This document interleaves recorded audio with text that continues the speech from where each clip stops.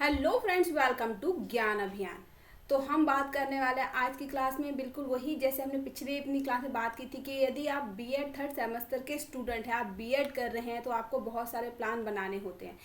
तो ये जो प्लान होते हैं कैसे बनते हैं हमने इन्हीं पर बात की थी और आज हमने अपनी जो हमारी बातचीत है उसी बातचीत को आगे बढ़ाते हुए आज हम बात करने वाले हैं दृष्टांत कौशल प्लान के ऊपर। ये है हमारा दृष्टांत कौशल प्लान, है ना। अब सबसे पहले जानना जरूरी कि दृष्टांत है क्या।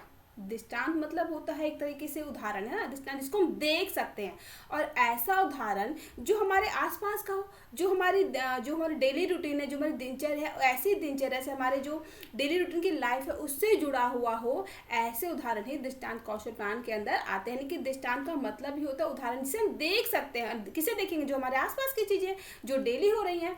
तो ये क्या एक ऐसे उदाहरण का प्लान है जहां पर हम अपनी बात किसी भी एग्जाम्पल को देखकर सामने रखते हैं। तो बनाने के सबसे पहले आपको क्या करना है, आपको डेट लिखनी है, उसके बाद आपको किस क्लास का बना रहे हो आपको क्लास लिखनी है, फिर आपका विषय क्या किस सब्जेक्ट के लिए बना रहे। जैसे मैंने यहाँ पर हिंदी व्याकरण के लिए बनाया, अगर आप उसको हिस्ट्री ज्योग्राफी मैथ जिस भी सब्जेक्ट के लिए बनाना चाहते हैं वो आपको यहाँ पर विषय के अंदर लिखना होता है। उसके बाद है प्रकरण, कि आप जो बना रहे हैं प्लान वो किस प्रकरण यानी किस टॉपिक पर है। जैसे कि मेरा प्लान है संज्ञा पर, तो मैंने यहाँ संज्ञा लिखा है। आपका जो प्लान है आपको वो यहाँ पर लिखना है। उसके बाद साइड लिखते हैं आप कालांश, यानी कि आपका पीरियड कौन सा है, पहला दूसरा तीसरा चौथा, कौन सी क्लास का जो क्लास आपने लिख दी है यहाँ पर आपकी 6 7 5 8 जो भी क्लास है आपने यहाँ पर लिख दिया है ना। तो यहाँ पर आपको लिखना है पीरियड कौन सा, पहला है दूसरा है तीसरा है चौथा है, जो पीरियड है वो आपको यहाँ पर लिखना है। और उसके बाद है अवधि, यानी कि ये जो प्लान आप पढ़ाने वाले, इस प्लान को पढ़ाने में आपको कितने समय चाहिए, प्लान कितने समय का होता है, ये होता है 7 मिनट का। ठीक है।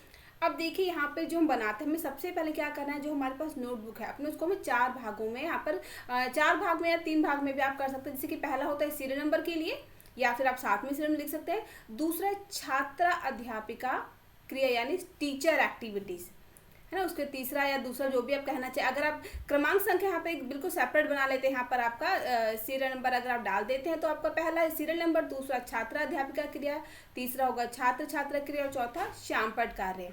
या फिर आप इसको सीरियल नंबर अगर नहीं डालते हैं, अगर आपने सीरियल नंबर नहीं डाला तो पहला होगा आपका छात्रा अध्यापका क्रिया यानी टीचर्स एक्टिविटी, दूसरा छात्र छात्रा क्रिया, ऐसा तो नहीं सिर्फ छात्र बॉय हो या गर्ल्स दोनों ही हो सकती हैं, तो आपको दोनों लिखना है छात्र छात्रा क्रिया यानी स्टूडेंट एक्टिविटी। और अगला है फिर श्यामपट कार्य यानी ब्लैक बोर्ड वर्क, जो आप ब्लैक बोर्ड पर कर रही हैं वो आपका यहाँ पे वर्क होता है।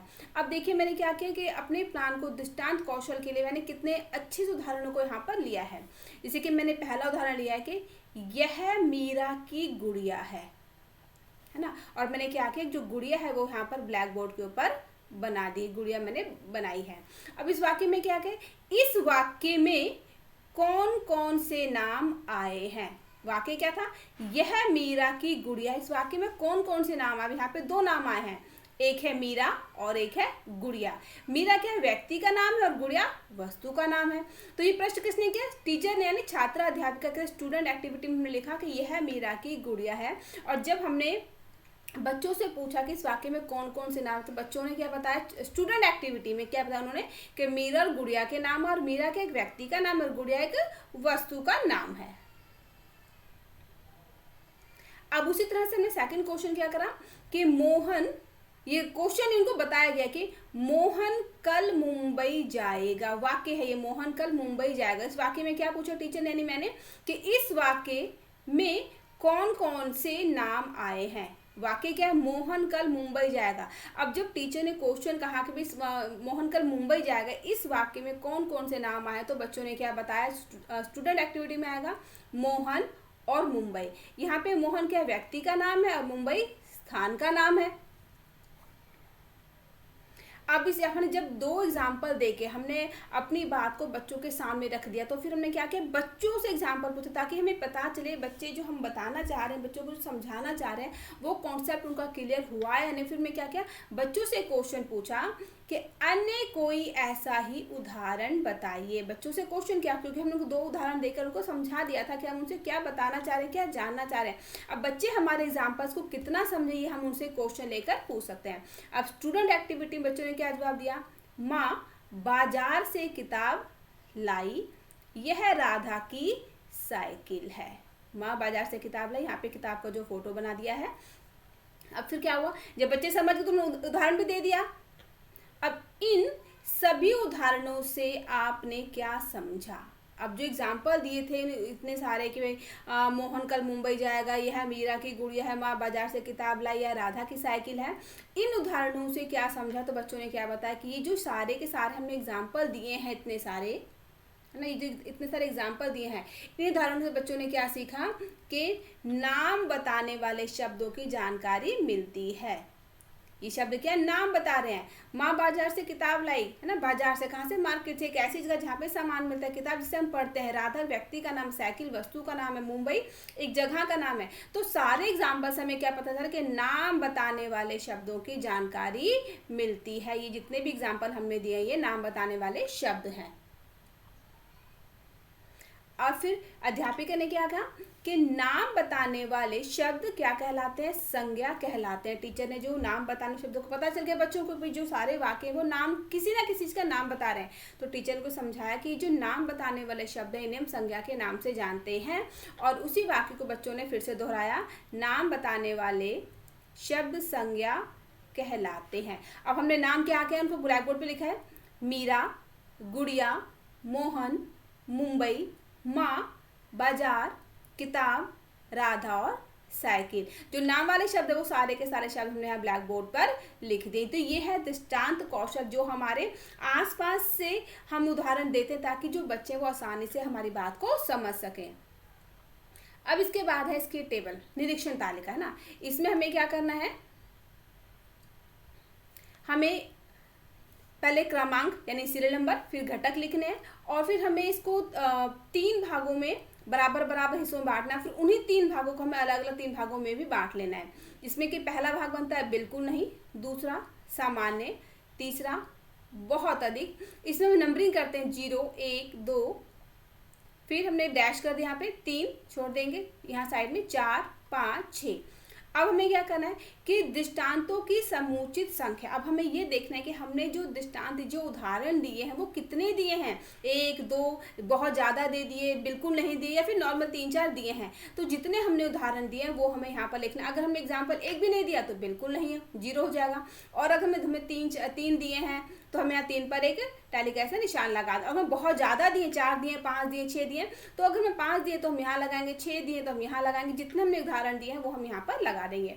फिर है उदाहरण सरल और सुगम, कि हमने जो उदाहरण दिए बिल्कुल आसानी से आसान होने चाहिए, और सुगम मतलब बहुत ही अच्छे तरीके से समझ में आ जाने वाले होने चाहिए। तो हमने उदाहरण कैसे दिए हैं वो हमें देखना है कि जो ऑब्जर्व है, जो आपको ऑब्जर्व कर रहा है जब आप पढ़ा रहे हैं, तो ऑब्जर्व है वो देख लेगा कि भाई आपने उदाहरण कैसे दिए हैं, क्योंकि आप तो पढ़ा रहे हैं, लेकिन आपको ऑब्जर्व करने वाले जो टीचर या फिर जो आपके क्लासमेट, आपके स्टूडेंट जो साथ में बैठे हुए हैं क्लास के अंदर पीछे, वो अब देख लेते हैं कि आपके जो उदाहरण है वो कैसे हैं। बच्चों की जो डेली लाइफ है, जो डेली रूटीन उनसे जुड़े हुए हैं, या फिर कुछ ऐसे एग्जाम्पल दे दिए जो कि बच्चों को समझ में नहीं आ रहे हैं, या फिर कुछ बिल्कुल ही हल्के उदाहरण दे दिए, ऐसे उदाहरण जो कि बस ना के बराबर से फॉर्मेलिटी वाली बात कर दी।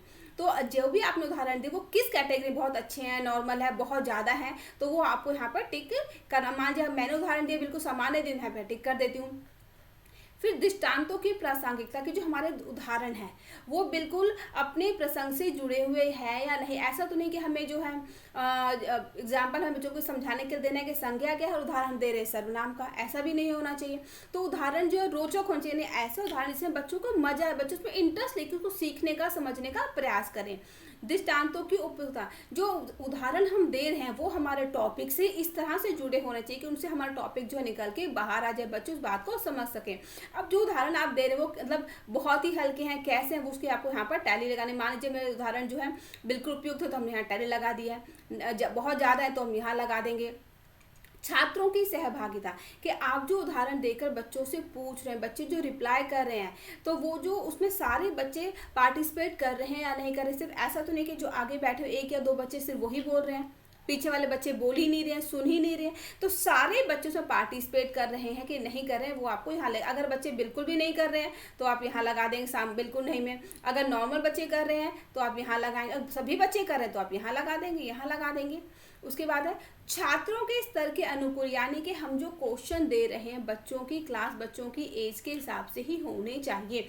ऐसा तो नहीं कि बच्चा जो 4th 5th 6th क्लास में पढ़ता और जो हम एग्जाम्पल दे रहे हैं वो 11th 12th का हो। तो अगर छोटे बच्चों को बड़ी क्लास का एग्जाम्पल दे दिया जाए तो बच्चों की समझ में भी नहीं आता, और इन हालातों में जो हम उदाहरण दे रहे हैं वो व्यर्थ हो जाते हैं। हम जो टॉपिक, जो अपना कॉन्सेप्ट क्लियर करना चाहते हैं, बच्चों को समझाना चाहते हैं, वो उन्हें समझ में ही नहीं आएगा। पाठ के विकास में सहायक, सबसे बड़ी बात कि हम जो एग्जाम्पल दे रहे हैं, यानी हम जो पढ़ा रहे हैं, हम जो पढ़ाना बच्चों को चाह रहे हैं, हमारे उदाहरण भी ऐसे ही होने चाहिए कि जो हम जो पढ़ाने वाले हैं वो उसमें सहायक हो। बच्चे उन उदाहरणों से, हाँ, हम कोई किसी को बहुत ही ज़्यादा क्लियर करके कहीं संक्षेप में, उससे पहले बच्चे हमारे उदाहरण इतने सटीक होने चाहिए कि उन उदाहरणों की सहायता से बच्चे स्वयं ही समझ जाए कि आज वो क्या पढ़ने वाले हैं, या फिर जो टीचर है उन्हें किस विषय में, किस बारे में उन्हें पढ़ाना चाहती है। फिर है उपयुक्त विधियों का प्रयोग। हम जो विधियां यूज कर रहे हैं, हमने कैसी विधि यूज़ की, आगमन विधि यूज़ की है, निगमन विधि यूज़ की है, हमारे जो उदाहरण है कैसे उदाहरण, हमने ऐसा तो नहीं कि बहुत कठोर उदाहरण दे दिए हैं ना ताकि बच्चों को समझ में ना आए। हम क्या करते हैं, ऐसे उदाहरण देते हैं जो बहुत ही आसान हो, सुविधा बिल्कुल सरल हो, बच्चे उसे आसानी से समझ सकते हैं, उनका कॉन्सेप्ट जो है क्लियर हो जाता है। तो आपको उदाहरण जो है, आपने जो उदाहरण का प्रयोग किया वो कैसा था, बिल्कुल नहीं था, सामान्य था, फिर बहुत अधिक था। तो जहाँ पर भी आपको लगता है, जो ऑब्जर्वर उनको लगेगा आपको उदाहरण जो है बिल्कुल सही, वो वहाँ पर ऐसे करके टिक लगा देंगे, टैली बन जाएगी। ठीक है, तो ये है आपकी निरीक्षण तालिका। इसके बाद आती है मूल्यांकन तालिका। मूल्यांकन तालिका बिल्कुल आसान है, बिल्कुल वैसे आपको क्रमांक यानी सीरियल नंबर बनाने हैं, फिर घटक, फिर टैली, मिनटों में जो अपने मिनट ऊपर की जो निरीक्षण तालिका हमने लगाई है वो है यहाँ पर। अब हमें ये देखना है कि जो दृष्टांतों की समूची संख्या थी, हमने यहाँ पर दृष्टांतों की समूची संख्या हमने यहाँ पर कितनी बार टैली लगाई, जैसे कि मैंने यहाँ पर 1 लगाई, फिर 2 लगाई, 3 लगाई, तो आपने कितनी टैली, आपको कितनी टैली आपने लगाई है वही टैली आपको यहाँ पर लिख देनी है कि आपने पहले मिनट में कितना एग्जाम्पल दिया। मान लीजिए पहले मिनट में आपने 1 एग्जाम्पल दिया था, फिर दूसरे मिनट में यहाँ पे दिया, फिर अगर आपने चौथे मिनट में एग्जाम्पल दिया तो जो भी था आपको यहाँ पर टैली मिनटों में लगा देना है। फिर आपको उदाहरण की, आपने कितने उदाहरण, कैसे उदाहरण दिए वो आपको, किस मिनट में आपने उदाहरण दिया वो आपको लगाना। मान लीजिए आपने 5वें मिनट में उदाहरण दिया है तो वो यहाँ लग जाएगा। फिर आपकी जो दृष्टांत की रोचकता थी उसके हिसाब से आपको टैली लगानी है। उपयुक्तता, सहभागिता, छात्रों के स्तर के अनुकूल, पाठ के विकास में सहायक, है ना, उपयुक्त विधियों। अब यहाँ पे क्या थोड़ा सा एक मिस्टेक हो गया कि उपयुक्त विधियों का प्रयोग ये जो मुझे नीचे लिखना था और दृष्टांतों की प्रासंगिकता यहाँ ऊपर लिखना था, है ना। तो ये थोड़ा सा ऊपर नीचे हो गया, लेकिन कोई खास नहीं, आप तो समझ सकते हैं कि अगर सेंटेंस एक ऊपर नीचे हो गया तो आप इसको सही सीक्वेंस में लिख सकते हैं। अब आपने क्या कि सारी यहाँ पर टैली लग गई आपकी, मिनटों में किस मिनट में आपने कौन सा घटक का प्रयोग किया। मान लीजिए चौथे में किया, 5वें में किया, 7वें में किया, 8वें, तो जो भी आपने किया यहाँ पर टोटल आपने लिख लिया, और फिर सारी टैलियों को यहाँ पर आपको टोटल करके लिख देना है कि आपने जो टैली किस मिनट में आपने किस टैली का कितना प्रयोग किया।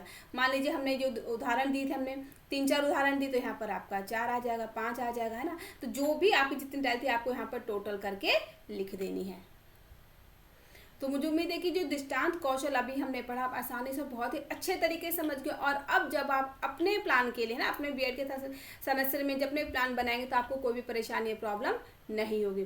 तो इसी तरह देखते रहिए ज्ञान अभियान, आपका अपना चैनल। मिलते हैं अपने नए वीडियो में जिसमें आपके लिए और भी प्लानों को लेकर आएंगे।